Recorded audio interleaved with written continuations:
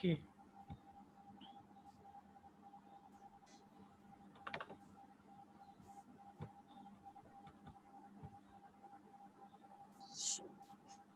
Share करूं sir? बिल्कुल, 1 minute.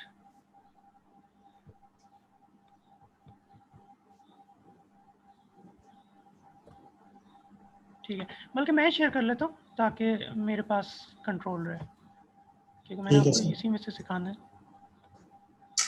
हाँ, तो हम कहाँ पे थे? हाँ जी, यस। हाँ, तो ये यहाँ इस लाइन पे थे हम कि हमने इस कर्नल के फंक्शन को लॉन्च करने के लिए आप ब्लॉक का जो है साइज बताते हैं, ताकि वो मतलब कि उसमें तो बहुत बेशुमार नंबर ऑफ थ्रेड्स होते हैं, तो वो थ्रेड्स को एक्चुअली वो मतलब कि जीपीयू में डिवाइस के अंदर एक तरीके से यूनिफॉर्म तरीके से करने के लिए आप उन थ्रेड्स को ब्लॉक में डिवाइड करते हैं। ठीक है, ठीक है सर। अच्छा, तो वहाँ पे अब ये आपको सर ब्लॉक का ज़ाहिर है साइज बताना होता है। उसको बताने के लिए आपने ये बताया कि टोटल नंबर ऑफ एलिमेंट जितने थे उसको डिवाइडेड बाय 4 किया, तो इतने, और उसकी सीलिंग वैल्यू ली, तो उतने नंबर ऑफ आपके ब्लॉक्स होंगे। सर ये last line CUDA memory copy, इसमें से जो एचसी में रिजल्ट आ गया हाँ, अच्छा, वो एक मिनट, एचसी में एक मिनट, एक मिनट, पहले अब आगे इसके अंदर, इसके आगे ये जो आप क्या कहते हैं, साथ में आप पैरामीटर्स भी देते हैं। ठीक है ना, कि जो आपने इस कर्नल को लॉन्च जब आपने किया, तो ये पैरामीटर्स भी आपने बताया कि D A D B D C और एन, ये आपने साथ में उसके भेजे। ठीक है, अच्छा, अब आपका ये फंक्शन जब कॉल किया आपने, इसको लॉन्च किया, ठीक है, और ये इसने रन हो गया। ठीक है, अब आपने अपने डाटा को जो रन हो चुका है, रिजल्ट को आपने दोबारा से होस्ट में डिवाइस से कॉपी किया, उसके लिए आपने ये फंक्शन, ये वाला कॉल किया। ठीक है, क्यूडा मैम कॉपी।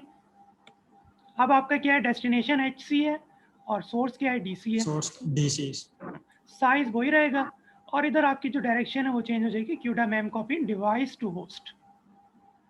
ठीक, अच्छा, ये प्रिंट के फंक्शन जो अब हमने, जाहिर सी बात है ये रिजल्ट आपके पास आ गया है, तो हमने क्या किया है कि हम इसी होस्ट वाले फंक्शन के अंदर हमने एक प्रिंट का फंक्शन अलग से बनाया हुआ है और उसको कॉल कर दिया, और वहाँ से हम देख लेंगे, मैं दिखा देता हूँ कि ऊपर प्रिंट का फंक्शन भी है जिसमें ये H A H B H C N को हमने पास किया, तो उससे हमारी वो प्रिंटिंग हो जाएगी, और उसके बाद आप इन जो मेमोरीज आपने डिक्लेयर की थी उनको फिर आप फ्री कर देते हैं क्यूडा फ्री से।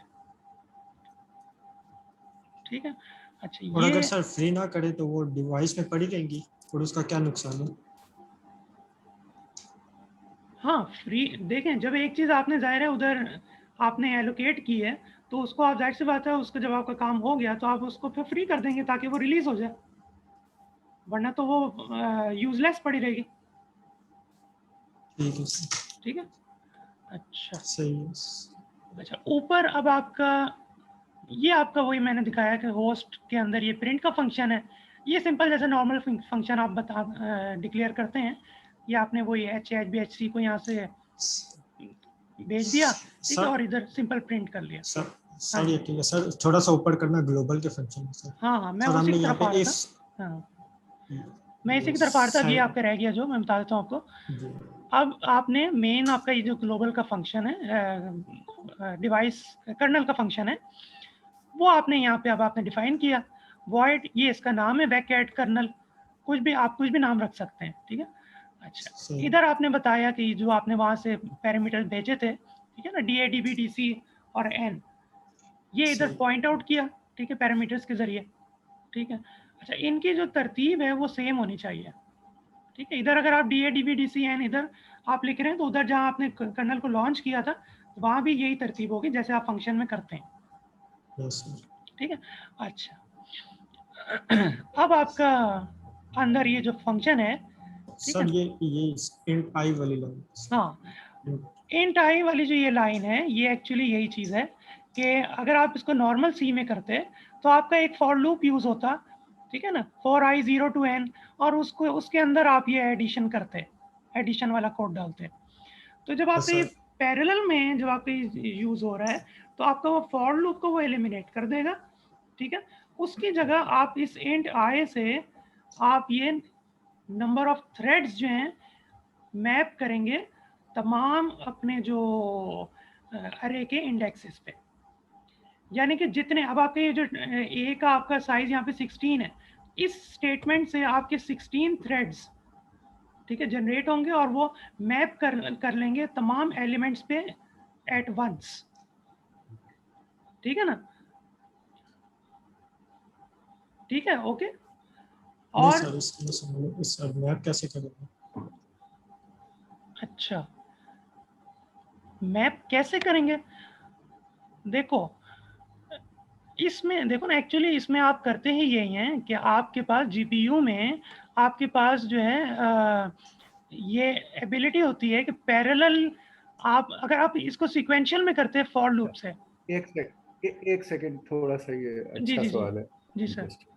अच्छा, इसको मैप करना इसलिए होगा और क्या कैसे करेगा, ये जो आप एक्सप्रेशन लिख रहे हो ना, I is equal to this dimension and block size, block dimension plus index dimension,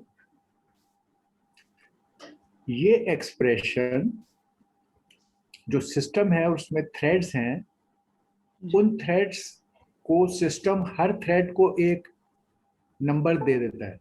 system खुद अगर 1000 थ्रेड्स हैं तो जब आप ऑन करोगे तो उन थ्रेड्स की नंबरिंग सिस्टम कर देगा कि भाई ये थ्रेड, हर थ्रेड को पता है मेरा नंबर ये है, ओके जी। अब ये i इक्वल टू, चलो ये लंबा वाला छोड़ो, शुरू में जो हमने सबसे पहले किया, i is equal to index number of thread, ठीक है। तो i में हर थ्रेड जब ये इंस्ट्रक्शन चलाएगा i is equal to my index number, तो इस i में हर थ्रेड के लिए अलग i आ जाएगा। यानी अगर वो थ्रेड नंबर 1 ये इंस्ट्रक्शन चला रहा है, सारे थ्रेड पैरेलल में ये कोड चलाते हैं, जो ग्लोबल में कोड है, सारे थ्रेड्स इस कोड को चला रहे हैं। पहला थ्रेड आया, उसने कहा i is equal to my index number, तो अगर वो थ्रेड 1 था तो i में 1 आ गया और वो आगे चल पड़ा। और जब उसने कहा ए आए तो उसका मतलब है A1। अच्छा, अब दूसरा थ्रेड जो आया उसने कहा i equal to my thread number, तो i में उसका थ्रेड नंबर आ गया। अब i में 2 है, अब वो जब नीचे गया और उसने कहा ए आई तो उसका मतलब है A2, अब वो A2 एलिमेंट पे काम करेगा। तो आपकी अगर इंस्ट्रक्शन थी कि A I plus B I is equal to C I, तो इसमें अब आई हर थ्रेड के लिए एक अलग नंबर है, समझ सर गए? लेकिन यस सर समझ, लेकिन सर पॉइंटर वापस दोबारा आएगा कि मतलब लूप तो नहीं लगा हुआ, ये वन लाइन स्टेटमेंट है, int I block ID multiply by block dimension और थ्रेड। करेक्ट। अगर एक थ्रेड होता, जैसे आप सिक्वेंशियल प्रोग्राम में करेंगे, एक थ्रेड होता तो आपके अगर अरे में 100 एलिमेंट्स हैं तो बारी बारी पहले वो पहले एलिमेंट को ऐड करता, वो एडिशन मुकम्मल होके सेव कर देता, फिर दूसरे एलिमेंट को ऐड करता, उसे सेव करता, फिर इसलिए वहां फॉर लूप है। एक थ्रेड है, वो बारी बारी हर जगह जाना पड़ेगा और उसका लूप चलेगा। फर्ज करो 1000 का साइज का है तो 1000 टाइम ये फॉर लूप चलेगा। हम पैरेलल में क्या कर रहे हैं, पैरेलल में हम ये कह रहे हैं all the threads put your id in i, तो हर एक थ्रेड का i अलग है। थ्रेड नंबर 1 जब i में कॉपी बनाएगा, अब सारे थ्रेड आ गए, अब एक थ्रेड नहीं है, all the threads came and they are running this code. Kernel जो है वो सारे थ्रेड्स रन कर रहे, तो उसमें जो भी थ्रेड आएगा वो अपना नंबर उस आई में डालेगा और इस तरह हर थ्रेड का अपना अलग आई बनेगा और वो थ्रेड अपने आई पे काम करेगा और वो आई हर एक का डिफरेंट होगा। यानी अगर 100 थ्रेड्स आए, हर एक ने कहा ओके आई में मैं अपना नंबर डाल देता हूँ, तो एक थ्रेड के आई में नंबर 1 पड़ा हुआ है, दूसरे थ्रेड के आई में नंबर 2 पड़ा हुआ है, और इस तरह जो फॉर लूप ने 100 टाइम्स बारी बारी चलना था, अब सारे थ्रेड्स के पास पैरेलल में अपने अपने नंबर हैं और वो एक ही दफा में हर एक थ्रेड 1 पे चला गया, एक 2 पे चला गया, एक 3 पे चला गया और उन्होंने एक साथ वो काम कर दिया। अब लूप की जरूरत ही नहीं रही, इसलिए लूप की बजाय ये मैपिंग पड़ गई। मैपिंग क्या है? थ्रेड ने अपने नंबर को डेटा के इंडेक्स पे मैप कर दिया और उस पे काम कर लिया। क्योंकि हर थ्रेड डिफरेंट है तो उसने डिफरेंट एलिमेंट को पॉइंट किया और उस पर काम किया। तो एक थ्रेड ने A1 प्लस B1 को C1 में डाला और उसी टाइम में एक और थ्रेड ने A2 प्लस B2 को C2 में डाला, तीसरे ने A3 की। तो अब लूप की जरूरत ही नहीं रही, सिर्फ एक स्टेप में 2 अरे ऐड हो गए, एक स्टेप में।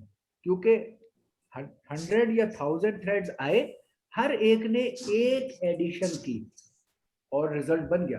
तो अब आपको फॉर लूप की जरूरत नहीं रही, इसीलिए फास्ट हो गया। फॉर लूप होता तो वो 1000 टाइप्स रिपीट हो गए, कंप्लीट होता। ये सारे थ्रेड आ गए और एक ही वक्त में उन्होंने वो काम कर दिया, एक स्टेप में काम हो गया। इट इज लाइक आपको जैसे अगर लेबर्स का घर बनाने का असूल जैसे हम बताते रहे, एक तरीका 100 ब्रिक्स पड़े हैं, उन्हें उठाकर एक जगह से दूसरी जगह रखना है।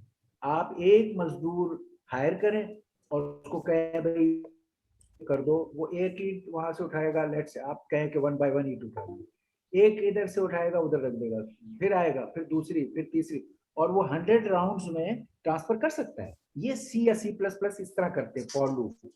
फॉर लूप एक लो वहां ले जाओ, काम खत्म हो गया, दूसरा को लो वहां जाओ, और जब 100 टाइम्स वो चक्कर लगा लेगा तो वो 100 ईंटें ट्रांसफर कर देगा। उसकी जगह अगर हम 100 लेबर्स को ले, 100 मजदूर पकड़े और सबको कहे कि भाई अपने अपने नंबर की ईंट उठाओ और ले जाके वहां रख दो। ईंट पे फर्स्ट को नंबर पड़े, असल में उन मजदूरों पे नंबर पड़े, हर मजदूर पे नंबर है, ईंट पे भी नंबर है। वो कहे भाई हर मजदूर अपने नंबर की ईंट उठा के उधर रख दे, सारे जाएंगे अपनी अपनी उठा के उधर रख देंगे, एक दफा में वो काम हो जाए, एक स्टेप में। अब फॉर लूप की जरूरत नहीं है, ठीक है? यस सर, समझ गया। सही।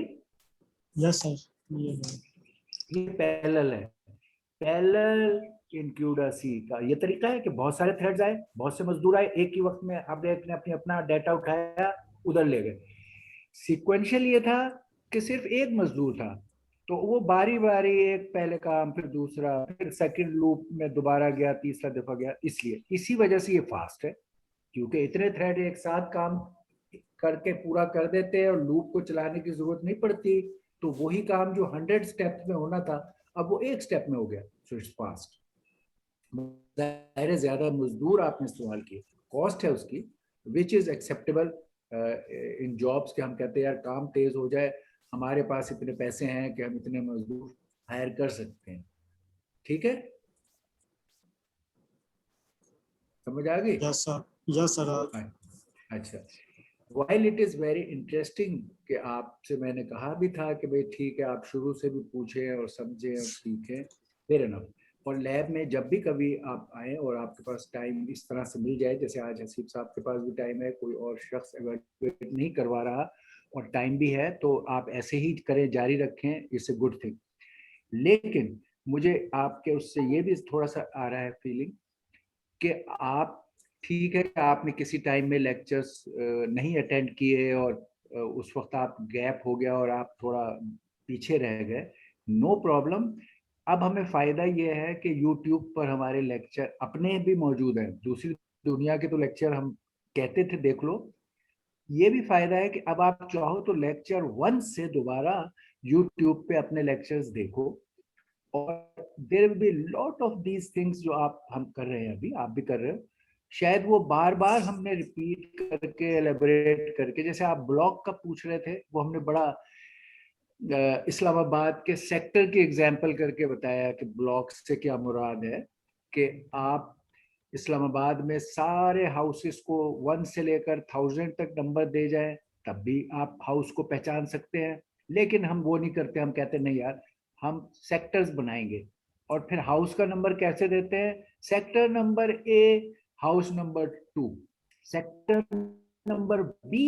तो अब हमारा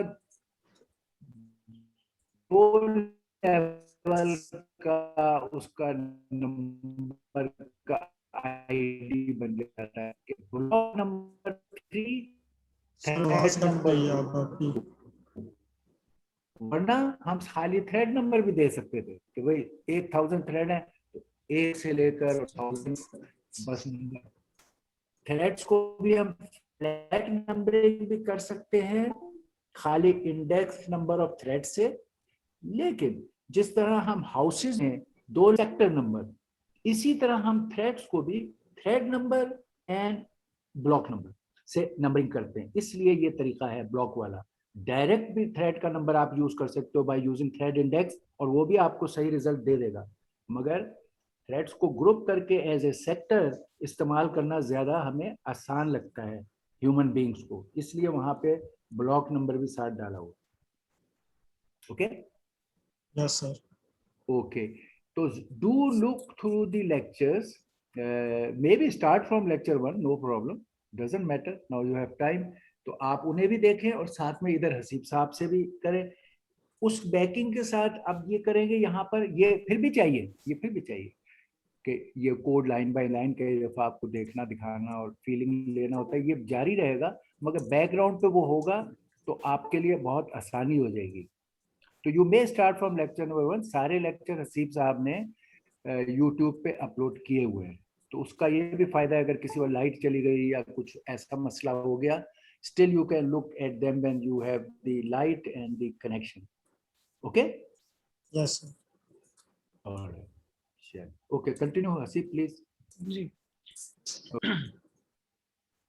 जी। तो बस ये है कि अब इसमें जो आपका ये कर्नल का कोड था, ये आपने एक तो थ्रेड मैप करने का भी बता दिया, और ये आपका एक यस सर, कंडीशन बस है। यही इशू था। हाँ ठीक है। हाँ बस वो एक कंडीशन ही आपने ये लगाई है कि ज़ाहिर है जितने नंबर ऑफ एलिमेंट्स हैं उतने ही थ्रेड्स आपके यूज हों। ठीक है, तो वो आपने एक की कंडीशन लगाई और आपने इधर ये ऐड कोड डाल दिया। ये आपका एक सैंपल कोड इस तरह से पूरा कंप्लीट। ठीक है, ओके। लेकिन सर एक और चीज यहाँ देखें सर, ना हमने आई डिफाइन की है ना एक्स, ये जो डिमेंशन ब्लॉक और थ्रेड है, ये इसमें कोई रैंडम वैल्यू भी हो सकती है, वो कहीं और से भी स्टार्ट हो सकता है या नहीं, जैसा सी में होता था सर, किसी भी इंटीजर में रैंडम वैल्यू भी, डमी वैल्यू भी ऑलरेडी स्टोर होती थी। यानी कि आप इसकी बात कर रहे हो कि ये आई के अंदर कोई भी वैल्यू आ सकती है, ये चीज? इस आई के अंदर भी और सर थ्रेड ब्लॉक नंबर के अंदर भी। अच्छा, नहीं तो वो तो आपके आपका स्टार्ट ही वो 0 से होगा। ठीक है, जब आपने उसको स्टार्ट किया यहाँ पे लिखा, तो ये एक्चुअली ये तो वही चीज़ है ना कि 1 बाय 1 वो तमाम थ्रेड्स जैसे जैसे आएंगे तो वो उसकी नंबरिंग हमेशा 0 से स्टार्ट होगी, 0 1 2 3 इस तरह से। ठीक है सर, मैं अभी करता हूँ। अच्छा ओके।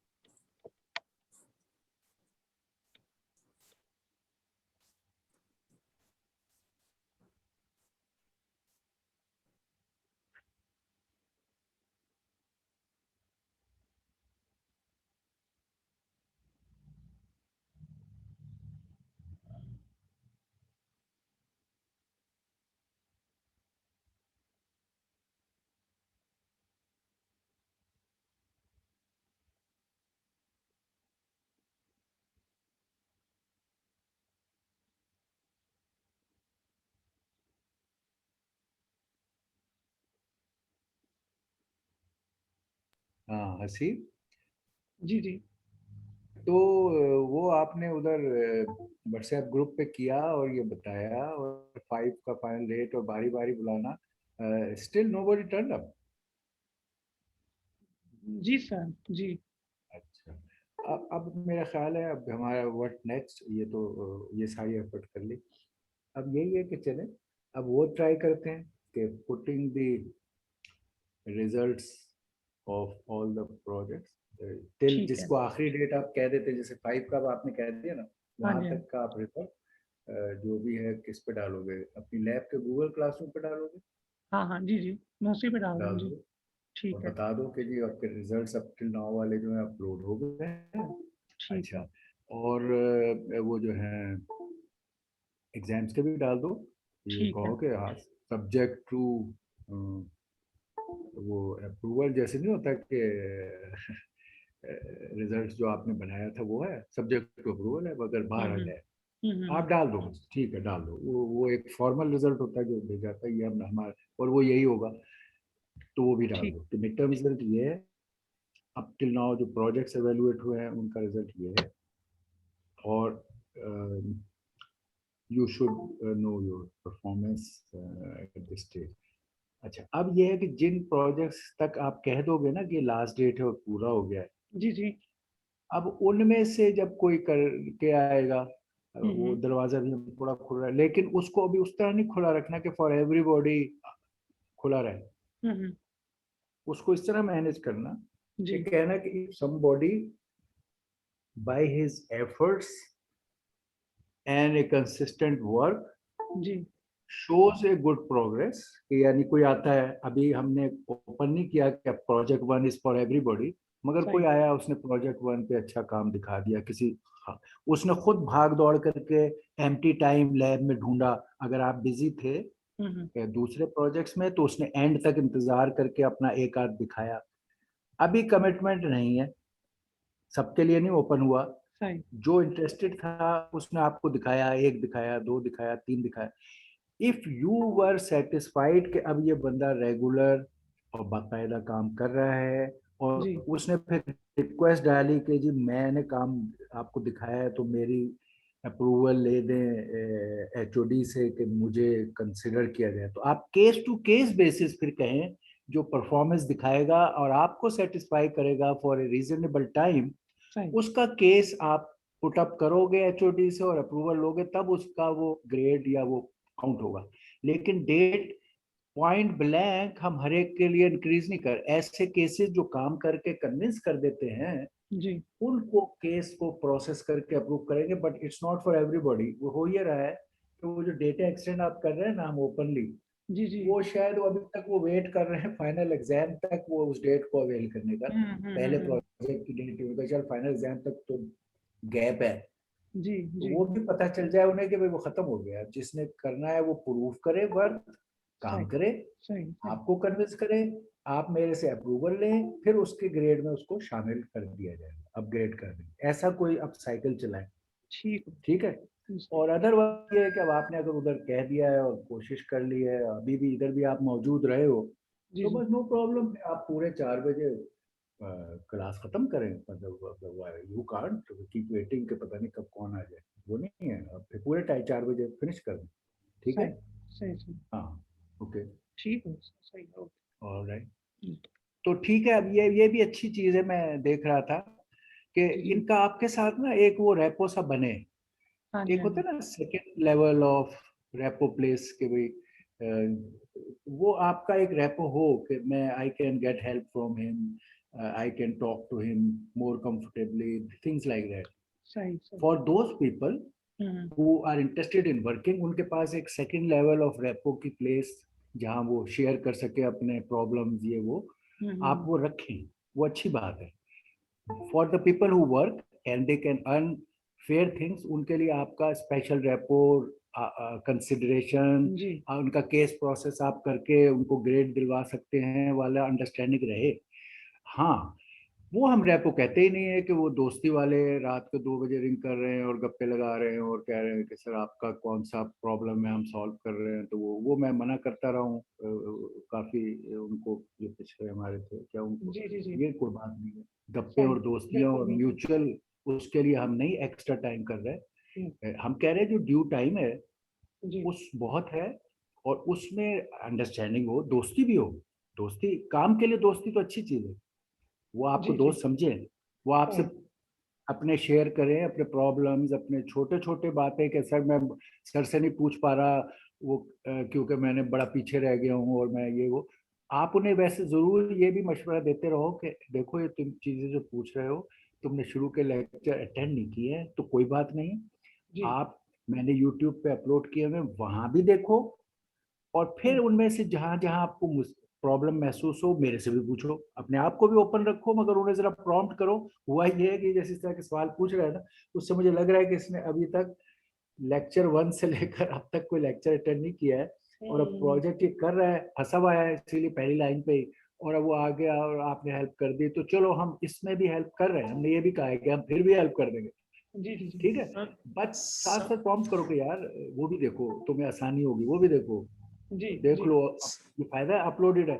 क्लास में हम लेक्चर देते थे तो हम कहते थे यार तूने अटेंड नहीं की तो अब बस गया। अब तो हम कहते कोई बात नहीं यार, अटेंड नहीं की तो फिर देख लो।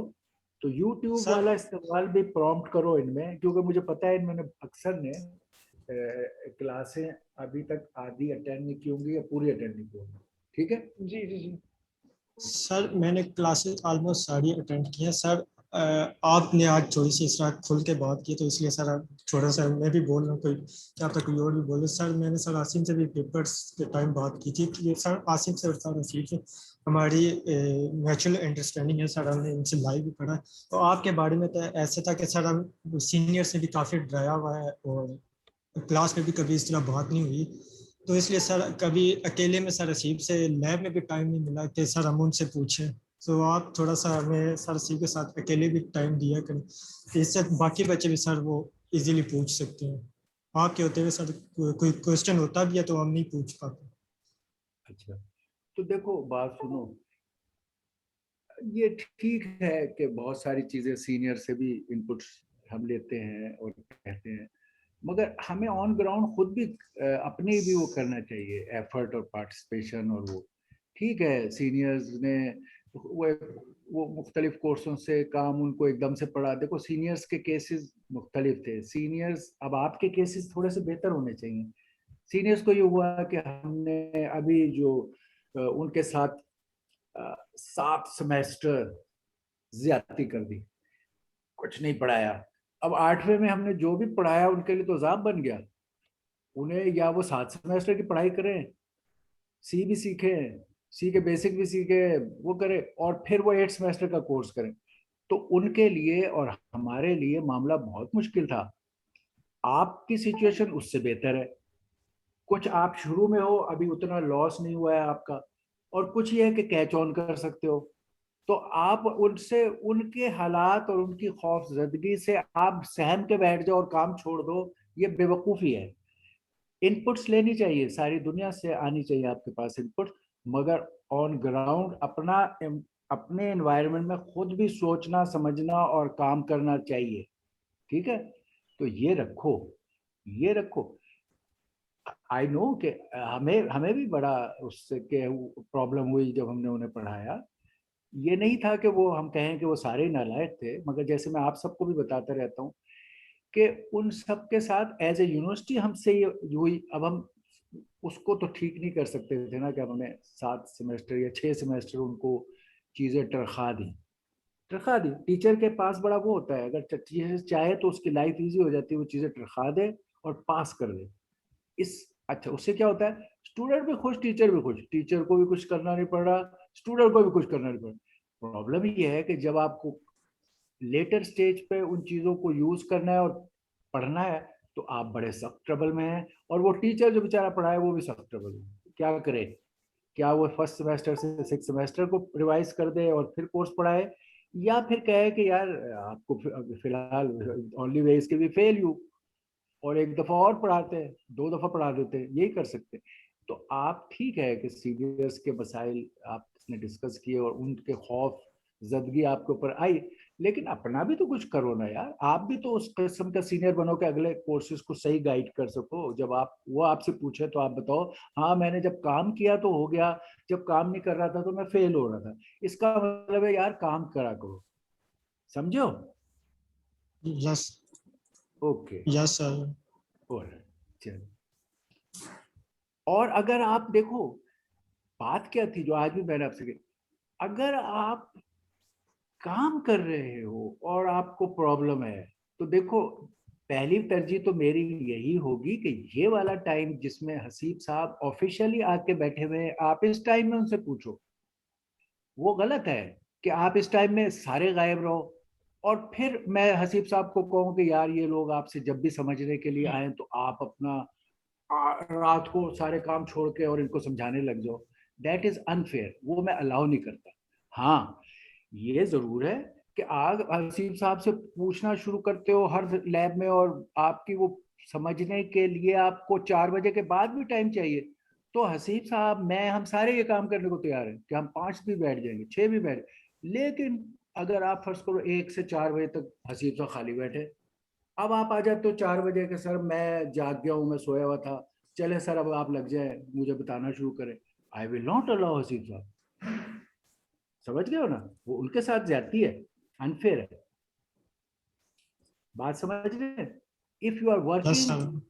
ही इज अवेलेबल, आपको एक्स्ट्रा लैब्स भी वो ले लेंगे, हम इस तरह के भी लोग हैं हसीब साहब, आप अपने 1-2 ट्यूटोरियल लैब, जैसे अभी हमने ईद से पहले ट्यूटोरियल लैब आप लोगों के लिए की, ठीक, आप लोग आज, not for this course, may be other course people did not turn up, एक कोर्स में आए उन्होंने अच्छा परफॉर्म कर लिया, एक में नहीं आए नहीं परफॉर्म किया, तो हम एक्स्ट्रा टाइम भी हसीब साहब आपको दे सकते हैं स्टूडेंट्स को, लेकिन प्रोवाइडेड आप काम कर रहे हो, आप प्रोजेक्ट्स की प्रोग्रेस दिखा रहे हो, आप प्रॉपर लैब्स में उनका टाइम सही इस्तेमाल करवा रहे हो, और फिर एक्स्ट्रा टाइम मांग रहे हो, तो हसीब साहब विल ऑलवेज डू इट।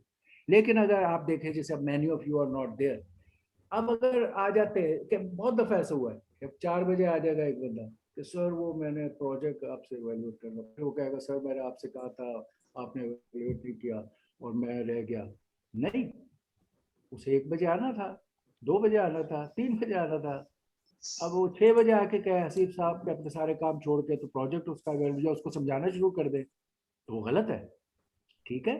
तो इन पैरामीटर्स के साथ all the facilities are available, लेकिन अगर ये पैरामीटर से बियॉन्ड है तो वो नहीं अवेलेबल, ये हमारा है, ठीक है।